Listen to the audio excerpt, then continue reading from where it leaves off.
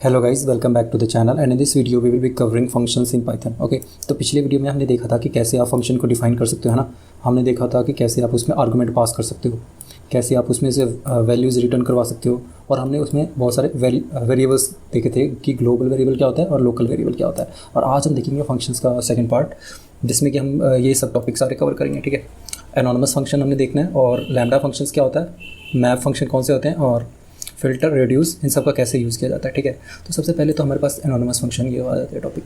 Anonymous function वो होते हैं, ये नेमलेस फंक्शन होते हैं, और इसकी जो मतलब वन टाइम यूसेज होती है। मतलब मेरे को कभी ऐसा रिक्वायरमेंट आए कि मेरे को पता है कि मैं उसको बस एक टाइम यूज़ करने वाला हूँ, वो फंक्शन को ना मैं बस एक ही बार मैं उसका यूज़ करने वाला हूँ, मेरे को उसको फ्यूचर में कोई रिक्वायरमेंट नहीं पड़नी है उसकी, मतलब वन टाइम यूज़ करना मैंने, उसके लिए ना हम एनोनिमस फंक्शन का यूज़ करते हैं। और ये बेसिकली एक लाइन ऑफ कोड में ही आप इसको बेसिकली फंक्शन डिफाइन कर पाओगे, क्योंकि इसमें कोई नाम नहीं देना होता है, तो आप काफ़ी इजीली इसको आप लैम्डा फंक्शन की हेल्प से आप इसको डिज़ाइन कर सकते हो। ठीक है, तो हम देखते हैं कि लैम्डा फंक्शन क्या होता है। ये नेमलेस फंक्शन होते हैं, है ना। एनोनिमस फंक्शन नेमलेस फंक्शन होती है, और इसको हम बेसिकली एक टाइम सिंगल टाइम यूसेज के लिए हम यूज़ करते हैं इसको। इसके बाद हमारे पास होते हैं लैम्डा फंक्शन, जो कि एक एनोनिमस फंक्शन है। हाँ, एनोनिमस फंक्शन है। ये होती हैं using lambda function we can write the very concise code and the readability of the program will be improve. ठीक है, तो इसमें हम क्या करते हैं, सिंपल सा कोड लिखते होते हैं, और वन लाइन में ही ना आप उसको फंक्शन में वैल्यूज़ भी पास कर पाते हो, और उसमें ही आप एक्सप्रेशन मतलब उसकी कंप्यूटेशन भी कर पाते हो। और इसमें हम फंक्शन का कोई नाम नहीं लिखते हैं। ठीक है, तो इसका कुछ सिंटेक्स कुछ ऐसा होता है, आपने लैम्डा कीवर्ड का यूज़ करना होता है। ठीक है, लैम्डा कीवर्ड का यूज़ करना होता है, उसके बाद आपने आर्गुमेंट पास करना होता है, आर्गुमेंट लिस्ट, जो मतलब पहले हम कैसे पैरामीटर्स में जैसे सपोज मैंने डेफ नाम से और मैंने ऐड किया, ऐड नाम से मैंने कोई फंक्शन बनाया, मैं इसके ब्रैकेट में पैरामीटर पास करता था ना, वैसे ही आपने यहाँ पे आर्गुमेंट लिस्ट पास करना है। ठीक है, आर्गुमेंट वही पैरामीटर्स, और उसके बाद हम जो इसके अंदर हम जो कंप्यूटेशन वाला लिखते थे कोड, वैसे ही आपने एक्सप्रेशन यहाँ पे लिख देना है। ठीक है, तो हमने ये लैम्डा फंक्शन का यूज़ करना सीखना है। तो देखते हैं कि सबसे पहले आप कैसे लैम्डा फंक्शन का यूज़ कर सकते हो। तो सबसे पहले तो हम देखते हैं कि आप कैसे इसमें से कोई वैल्यू, जैसे लैम्डा का कैसे यूज़ करना है। हमने लैम्डा आपने कीवर्ड का यूज़ करना है आपने सबसे पहले तो लैम्डा। ठीक है, इसके बाद सपोज़ मैं चाहता हूँ कि मैं कोई ऐसा फंक्शन लिखूँ जिसमें कि मैं एक नंबर को ना 2 से मल्टीप्लाई कर सकूँ। तो मैं क्या करूँगा, पहले मैं यूज़र से जो इनपुट ले रहे हैं हम, आर्गुमेंट लिस्ट क्या है हमारे पास, आर्गुमेंट लिस्ट यहाँ पे x दिया मैंने, उसके बाद मैंने एक्सप्रेशन लिख देना जो मैंने सॉल्व करना है, तो x × 2 मैंने लिख दिया। ठीक है, अब मैं चाहता हूँ कि मैं इसको ना किसी वेरिएबल के साथ असाइन कर दूँ, y के साथ मैंने असाइन कर दिया। हाँ, अब मैं y में अगर कोई भी आर्गुमेंट पास करूँगा ना 2 सपोज, तो क्या होगा कि ये x को ना वैल्यू 2 की मिल जाएगी, और ये हमें y वैल्यू रिटर्न कर देगा। ठीक है, तो ये देखिए क्या हो रहा है, 4 वैल्यू आ गया हमारे पास। तो हमने ये देखिए यहाँ पे कोई फंक्शन का तो नाम नहीं है ना, तो ये एनोनिमस फंक्शन है। तो हमने देखा कि कैसे आप लैम्डा फंक्शन की हेल्प से कैसे आप किसी कोड को, प्रोग्राम को आप सिंगल लाइन ऑफ कोड से ही लिख सकते हो। ठीक है, और उसमें फिर आगे आप उसको कॉल करके उसके वैल्यूज़ पैरामीटर साथ में देखिए उसको कैसे आप कॉल कर सकते हो। इसके बाद है हमारे पास टॉपिक मैप फंक्शन का। मैप फंक्शन बेसिकली किसके लिए यूज़ होता है, for every element present in a given sequence apply some functionality and generate new element with the required modification. इसमें यही होता है कि सपोज मैप फंक्शन का क्या यूज़ है कि बेसिकली सपोज मेरे पास कोई लिस्ट ऑफ नंबर्स पड़े हैं। ठीक है, लिस्ट ऑफ नंबर्स मेरे पास पड़े हैं, और मैं चाहता हूँ कि मैं ना इन सभी एलिमेंट्स को मैं 2 से मल्टीप्लाई कर पाऊँ।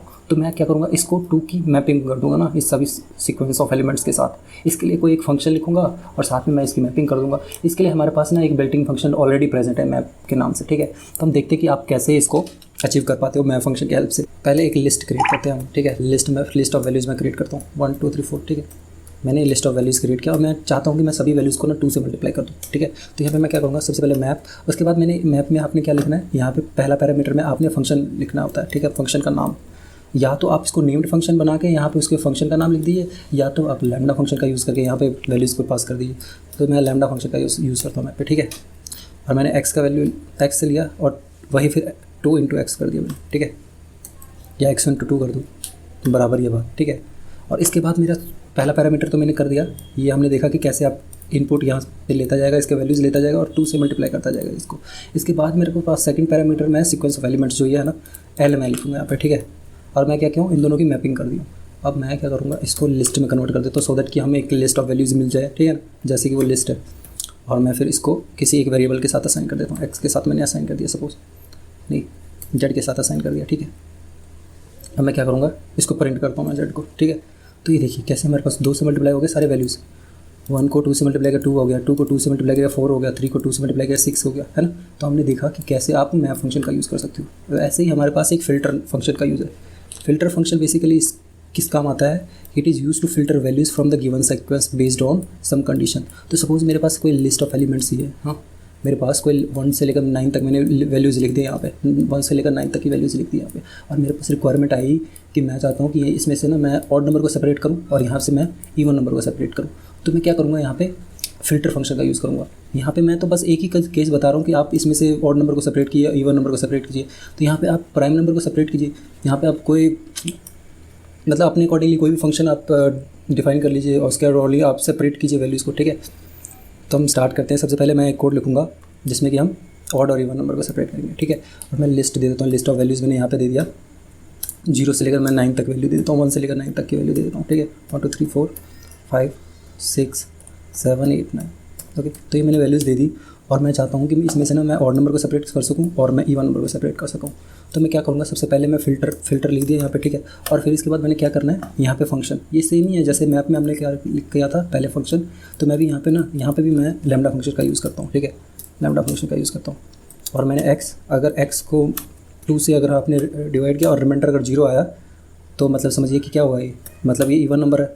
और मैं इसको सीक्वेंस ऑफ एलिमेंट्स मतलब L में लगा रहा हूँ, हाँ यही सीक्वेंस ऑफ एलिमेंट्स है और L में मैं इसकी फ़िल्टरिंग कर रहा हूँ। इसी लिस्ट को हम फ़िल्टर कर रहे हैं ना, तो वही चीज़ आपने यहाँ पे फंक्शन, फिर उसके बाद जिसको आप फ़िल्टर कर रहे हो वो सीक्वेंस यहाँ पे डाल दीजिए। इसके बाद मैं क्या कर रहा हूँ, मैं इसी को फिर से एक लिस्ट में कन्वर्ट कर दे रहा हूँ। मेरे को लिस्ट ऑफ वैल्यू चाहिए और मैं फिर से इसको किसी वेरिएबल में असाइन कर दे रहा हूँ। अब मैं इसको अगर प्रिंट करूँ और मैं v को वैल्यू देखूँ तो यहाँ पे क्या आ गया हमारे पास, क्या आ गया यहाँ पे 2 4 6 8 आ गया। यहाँ पे इवन वैल्यूज़ आ गया ना हमारे पास। तो आपने देखा कि कैसे आप फ़िल्टर फंक्शन की हेल्प से कैसे हमने एक लिस्ट से जिसमें कि ऑड और इवन दोनों कंबाइन थे, मैं इसमें से कैसे मैं इवन नंबर को सेपरेट कर पाया। वैसे ही आप ऑड को कर दीजिए यहाँ पे सेपरेट। यही मैं यहाँ पे क्या करूँगा, इक्वल टू है ना, यहाँ पे नॉट इक्वल टू कर दूँगा। हाँ, रिमाइंडर अगर 0 नहीं आया 2 से डिवाइड करके तो क्या होगा, वो ऑड होगा ना।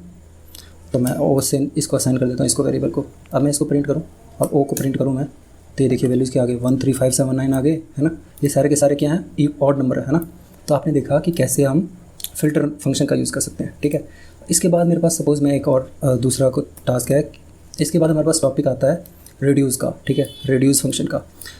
तो इसका ये मेन टास्क यही है कि ये क्या करता है, ग्रुप ऑफ वैल्यूज़ को ना, सपोज़ मेरे पास एक लिस्ट है, हाँ लिस्ट ऑफ नंबर्स है, यहाँ पे 1 2 3 4 9 तक है वैल्यूज़। मैं चाहता हूँ कि मैं इन सभी को ऐड करके मैं एक सिंगल वैल्यू निकालूँ यहाँ पे, हाँ x कुछ भी वैल्यू यहाँ पे आएगा, इन सभी को मैं सम कर दूँ या इन सभी को मल्टीप्लाई कर दूँ या इन सभी को एक दूसरे से डिवाइड करके मैं एक सिंगल वैल्यूज़ में यहाँ पे निकालूँ। तो यहाँ पे मैं क्या कर रहा हूँ, रिड्यूस कर रहा हूँ ना, वैल्यूज़ को रिड्यूस कर रहा हूँ, एक सिंगल वैल्यूज़ में ला रहा हूँ। तो आप ये रिड्यूस फंक्शन का भी आप अगर ऐसा कोई रिक्वायरमेंट हो तो आप यहाँ पे आप रिड्यूस का यूज़ करोगे, ठीक है। तो मैं यहाँ पे प्रोग्राम लिखता हूँ कि जिसमें ना मैं लिस्ट ऑफ नंबर्स को, सभी नंबर्स को सम करके एक सिंगल वैल्यू यहाँ पे रिटर्न कर 4 5 6, ठीक है। ये लिस्ट ऑफ नंबर्स आ गया हमारे पास और मैं क्या कर रहा हूँ यहाँ पे रिड्यूस फंक्शन पहले, ठीक है, रिड्यूस। और ये ना बेसिकली एक मॉड्यूल है हमारे पास, मॉड्यूल फंक टूल नाम से एक मॉड्यूल है, फंक टूल नाम से एक मॉड्यूल है जिसको आपको पहले इंपोर्ट करना पड़ेगा इसको फंक्शन को रन करने से पहले। तो मैं क्या करता हूँ, from funk tools import everything, हाँ फंक टूल मॉड्यूल से मैंने ये सारे उसके फंक्शनैलिटीज़ मैंने इंपोर्ट कर दिए, ठीक है। इसका मतलब ये है। और ये मॉड्यूल है, मतलब मॉड्यूल्स क्या होती हैं, ग्रुप ऑफ मतलब कलेक्शन ऑफ फंक्शंस को ना हम बेसिकली मॉड्यूल बोलते हैं, ठीक है। जिसमें बहुत सारे फंक्शंस मिलके एक मॉड्यूल बनता है या बहुत सारे क्लासेस मिलके एक मॉड्यूल्स बनते हैं, ठीक है। तो मैंने ये फंक टूल को मैंने जैसे ही इस मॉड्यूल को इंपोर्ट किया, अब मैं रिड्यूस फंक्शन का यूज़ कर सकता हूँ। तो मैं यहाँ पे लिखता हूँ रिड्यूस और मैं क्या चाहता हूँ कि मैं इन दोनों को सम कर सकूँ, ठीक है, x प्लस वाई, हाँ x और y दो वैल्यूज़ है ना। इसको जब सम करूँगा तो 3 देगा, 3 को जब मैं सम करूँगा इस 3 के साथ, तो दो वैल्यू को हम सम करते जा रहे हैं। इन दोनों का जो सम करेंगे इसकी जो वैल्यू आएगी 3 आएगी, फिर 3 को मैं 3 से साथ सम करूँगा तो 6 आएगी, 6 को मैं फिर 4 के साथ सम करूँगा तो 10 आएगी, 10 के मैं 5 के साथ सम करूँगा तो 15 आएगी, है ना। ऐसे ऐसे हम दो की पेयर बना के ना इसको सम करते जा रहे हैं। तो यही चीज़ मैंने यहाँ पे लिखा है। तो सबसे पहले तो आप यहाँ पे लैम्डा पहले ये लिखेंगे ना, क्योंकि फंक्शनैलिटी मैंने लैम्डा फंक्शन का यूज़ कर रहा हूँ, ठीक है, फंक्शन क्रिएट करने के लिए। तो सबसे पहले आपने क्या, पहला पैरामीटर, हर एक केसेस में हमने फंक्शन का नाम नहीं देना होता है। तो मैं यहाँ पे क्योंकि नेमलेस फंक्शन का यूज़ कर रहा हूँ, मतलब एनोनिमस फंक्शन का यूज़ कर रहा हूँ और लैम्डा फंक्शन का यूज़ कर रहा हूँ, इसलिए मैंने लैम्डा यूज़ किया। अगर आप यहाँ पे अपने तरफ से कोई फंक्शन डिफाइन की हो तो यहाँ पे आप अपने फंक्शन का नाम लिख दो यहाँ पे, ठीक है। तो इसका यही टास्क है। और मैं सेकंड पैरामीटर क्या पास करूँगा, सेकंड पैरामीटर में क्या पास करूँगा, वही सीक्वेंस ऑफ एलिमेंट्स जिस पे अब मैंने ये फंक्शन लगाना है, ठीक है। तो अब मैं इसको फिर से किसी वेरिएबल में इसको असाइन कर देता हूँ, सपोज वाई में असाइन कर दिया मैंने, ठीक है। अब मैं इसको रन करता हूँ। अब मैं y को अगर रन करूँ तो ये 21 दे रहा है। अगर आप इसको सम करेंगे ना, सभी वैल्यूज़ को सम करके आपके पास 21 आएगी यहाँ पे वैल्यूज़, ठीक है। 3, 6, 10 है ना, उतनी बनेगी, 21 आ रही है वैल्यूज़। तो हमने देखा कि कैसे आप रिड्यूस का यूज़ कर सकते हो। मैंने तो यहाँ पे बस सम का लिखा ना, आप मल्टीप्लाई का लिखे यहाँ पे लॉजिक, ठीक है। x इंटू वाई कर दीजिए यहाँ पे और फिर ये उसको लगा दीजिए वापस। आप अपने तरफ से अपना जो भी आपका रिक्वायरमेंट आप उसको यूज़ कीजिए। इसके बाद हमारे पास एक कॉन्सेप्ट आता है फंक्शन एलियासिंग का। हाँ, फंक्शन एलियासिंग हमने पहले भी देखा था। इसमें क्या करते हैं हम, मैंने सपोज़ एक फंक्शन क्रिएट किया XYZ, ठीक है। मैंने एक फंक्शन क्रिएट किया XYZ नाम से। अब मैं क्या करूँगा, एक दूसरे नाम से ना ZYF, एक दूसरा फंक्शन है, मैंने इसको असाइन कर दिया XYZ से। अब मैं क्या करूँगा, अगर मैं ZYF को कॉल करूँगा ना, तो उसमें भी यही सेम जो ये फंक्शन काम कर रहा है ना, XYZ जो काम कर रहा है वही काम ये ZYF भी करेगा। मतलब कि मैं इसी फंक्शन को एक दूसरा नाम दे दिया हूँ, ठीक है। तो इसी को हम फंक्शन एलियासिंग बोलते हैं, ठीक है। इसको क्लोनिंग भी हम बोलते हैं। तो हम देखते हैं कि ये टास्क आप कैसे अचीव कर पाते हो, ठीक है, पाइथन में। तो सपोज़ मैं यहाँ पे एक कोई फंक्शन बनाया, ठीक है, डेफ ऑफ F1। अब मैं इसमें कुछ वेब टास्क करता हूँ, हेलो सचिन। हाँ, मैंने ये टास्क इसमें लिया। अब मैं क्या करता हूँ, F1 में ना F2 को असाइन कर देता हूँ। F2 में मैं F1 को असाइन कर देता हूँ, ठीक है। अब मैं F1 को कॉल करूँ तो हेलो सचिन कॉल हो रहा है। F2 को कॉल करूँ तो भी सर हेलो सचिन प्रिंट हो रहा है ना। तो आपने देखा कि कैसे आप फंक्शन को एलियास कर सकते हो, है ना। तो ये तो मैंने काफ़ी सिंपल कोड लिखा। अगर आप अपने तरफ से अपने रिक्वायरमेंट के अकॉर्डिंगली आप यहाँ पे इसको कोई कोड लिखिए, फिर आप उसकी एलियासिंग कर दीजिए, ठीक है। तो आपने देखा कि कैसे आप बेसिकली फंक्शन एलियासिंग कर सकते हो। इसके बाद हमारे पास एक टॉपिक है कि रिकर्सिव फंक्शन कौन से होते हैं। रिकर्सिव फंक्शन वो होते हैं जो फंक्शंस खुद को ही कॉल करते हैं। हाँ, रिकर्सिव फंक्शंस वो होते हैं जो फंक्शंस खुद को ही कॉल करते हैं। तो सपोज़ मेरे पास एक फैक्टोरियल का ही प्रोग्राम है। तो फैक्टोरियल में क्या करता हूँ मैं, 4 फैक्टोरियल कितना होता है, 4 फैक्टोरियल कितना होता है, 4 फैक्टोरियल 4 इंटू 3 फैक्टोरियल होता है, 4 इंटू 3 फैक्टोरियल। वैसे इसकी वैल्यूज़ रिड्यूस होती रहती है, 4 इंटू 3 इंटू 2 फैक्टोरियल। फिर अगली बार 4 into 3 into 2, 4 into 3 into 2 into 1। ऐसी फैक्टोरियल वैल्यूज़ यहाँ पर रिड्यूस होती रहती है कि नहीं होती है ना। तो वैसे ही क्या हो रहा है कि 3 फैक्टोरियल है, क्या हो रहा है यहाँ पे, मैं सपोज इसको फंक्शन के फॉर्म में रिप्रेजेंट करूँ तो 4 फैक्टोरियल यहाँ पे मैंने लिखा फैक्टोरियल ऑफ 4। तो 4 आया यहाँ पे n into factorial of n-1। यही हो रहा है ना यहाँ पे बार बार 4 फैक्टोरियल इंटू, फिर ये तीसरा वैल्यू यहाँ पे आ गया और इसकी वैल्यू क्या होगी, एक रिड्यूस होगी, यहाँ पे 3 आ गया यहाँ पे। फिर क्या हो रहा है, फिर 4 इंटू 3 हुआ, फिर यहाँ पे 2 की वैल्यू यहाँ पे आ जानी है, फिर उसके बाद फैक्टोरियल ऑफ 0। मतलब ऐसे ही होते ना, जब तक वैल्यू इसकी 0 नहीं होगी। 0 फैक्टोरियल का कितना होता है हमारे पास, आउटपुट क्या होता है, 0 फैक्टोरियल कितनी होती है, 0 फैक्टोरियल 1 होती है, ठीक है ना। तो इसको जैसे ही मैंने निकाला तो 24 आ गया इसका आउटपुट। तो हम एक कोड करके देखते हैं कि आप कैसे आप फैक्टोरियल का प्रोग्राम लिखोगे पाइथन में, ठीक है। तो सपोज़ मैं यहाँ पे एक फंक्शन लिखता हूँ, ठीक है, def of fact of n। और यहाँ पे n जो है ना यूज़र इनपुट देगा, ठीक है। और अगर यूज़र ने n की वैल्यू पहले 0 दे दी तो 0 फैक्टोरियल का आउटपुट क्या होता है, मैं यहाँ पे रिटर्न करता हूँ, ठीक है। रिटर्न क्या होता है, 0 फैक्टोरियल क्या होता है, 1 होता है। हाँ, सॉरी, अदरवाइज़ हम क्या रिटर्न करवाएंगे, इसकी रिकर्सिव, है ना, n into factorial of n-1। आपने देखा था यहाँ पे लॉजिक क्या हो रहा था, यहाँ पे फैक्टोरियल ऑफ n और एक वैल्यू रिड्यूस करके ये खुद को ही कॉल कर रहा था, है ना, बार बार वही टास्क अचीव हो रहा था। मैं यहाँ पे n-1 कर देता हूँ। तो अब मैं जैसे ही इस फंक्शन को कॉल करूँ, फैक्टोरियल ऑफ 4 में जैसे कॉल किया तो 24 दे दिया मेरे को आउटपुट। फैक्टोरियल ऑफ 0 में कॉल करूँ तो कितना 1 दे दिया। 0 फैक्टोरियल कितना होता है, 1 ही होता है ना। तो आपने देखा कि कैसे आप फैक्टोरियल का एक प्रोग्राम लिखोगे। इसके बाद हमारे पास होते हैं nested functions. Nested function basically क्या है, नेस्टेड फंक्शन में बेसिकली हम क्या करते हैं, एक फंक्शन के अंदर मैंने जैसे आउटर फंक्शन लिखा कोई, ठीक है, आउटर फंक्शन मैंने लिखा, इसके अंदर मैंने कोई टास्क लिखा। इसके बाद मैं एक और फंक्शन बना दूंगा, इनर फंक्शन, है ना, इसके अंदर एक इनर फंक्शन, उसका कोई अलग टास्क होगा।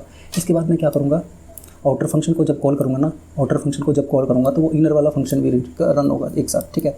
लेकिन ये होगा कि मैं इनर फंक्शन जो है ना, ये जो हम आउटर फंक्शन के अंदर जो ये इनर फंक्शन बनाए हैं, इस फंक्शन को मैं आउटर फंक्शन के बाहर मैं इसको एक्सेस नहीं कर पाऊँगा। जब मैं आउटर फंक्शन को एक्सेस करूँगा तभी ये इनर फंक्शन रन होगा। मैं चाहूँ कि मैं सिर्फ इनर फंक्शन को अगर एक्सेस कर सकूँ तो वो मैं नहीं कर पाऊँगा, ठीक है। तो चलिए इसी को हम ना एक प्रोग्राम के साथ समझते हैं। तो मैं सबसे पहले यहाँ पे एक आउटर फंक्शन बनाता हूँ, ठीक है। आउटर फंक्शन, यहाँ पे मैं एक आउटर फंक्शन बनाता हूँ और यहाँ पे मैं प्रिंट कर देता हूँ, प्रिंट हेलो। ठीक है। और मैं एक फिर इनर फंक्शन बनाता हूँ और इसमें मैं प्रिंट करता हूँ तो प्रिंट। तो मैं क्या कर रहा हूँ यहाँ पे, सबसे पहले मैं ना आउटर फंक्शन को कॉल कर रहा हूँ। हाँ, आउटर फंक्शन यहाँ पे गया, हेलो प्रिंट किया। इसके बाद क्या किया, आउटर फंक्शन ये नहीं, पहले ये लूप नहीं चला, एक मिनट, पहले ये लूप नहीं चला, ठीक है, ये लूप बाद में चला। हाँ, ये लूप पहले तो ये प्रिंट हुआ, हेलो प्रिंट हुआ, इसके बाद ये नीचे गया और इनर फंक्शन को देखा इसने। हाँ, जैसे इसने इसका लॉजिक देखा तो वैसे ये इनर फंक्शन यहाँ पे आया, ठीक है, और इसके बाद ये लाइन प्रिंट हुआ इसके बाद, ठीक है। तो हमने क्या किया था, मतलब आपने पहले आउटर फंक्शन ये चला, उसके बाद ये नीचे गया और यहाँ पे जैसे ही इसने इनर फंक्शन देखा उसके बाद ये फंक्शन रन हुआ। तो आपने देखा कि कैसे हम एक फंक्शन के अंदर एक फंक्शन क्रिएट कर सकते हैं, ठीक है। और मैं यही चीज़ अगर मैं आउटर फंक्शन को कॉल किए बिना मैं इनर फंक्शन को कॉल करने की कोशिश करूँ, मैं अगर आउटर फंक्शन को कॉल किए बिना अगर मैं इनर फंक्शन को कॉल करने की कोशिश करूँ तो ये मेरे को 0 एरर देगा, है ना, name and inner is not defined. तो ये इसका क्योंकि लोकल फंक्शन है ना, लोकल फंक्शन है, आप इसको बाहर से इसको एक्सेस नहीं कर पाते हो, कर पाओगे, ठीक है। तो आज हमने इतने सारे टॉपिक सारे कवर कर लिए। हमने देखा कि एनोनिमस फंक्शन कौन से होते हैं, लैम्डा फंक्शन क्या होता है, मैप फिल्टर रेड्यूस के कैसे आप यूज़ करते हो, फंक्शन एलियासिंग क्या होता है, और हमने रिकर्सिव और नेस्टेड फंक्शन देखा, ठीक है। अगला लेक्चर हम देखेंगे कि फंक्शन डेकोरेटर्स क्या होती है और जनरेटर्स क्या होती है। अगर आपको ये वीडियो समझ आया तो प्लीज़ अपने दोस्तों के साथ शेयर करें, चैनल को लाइक एंड सब्सक्राइब करें। Thank you.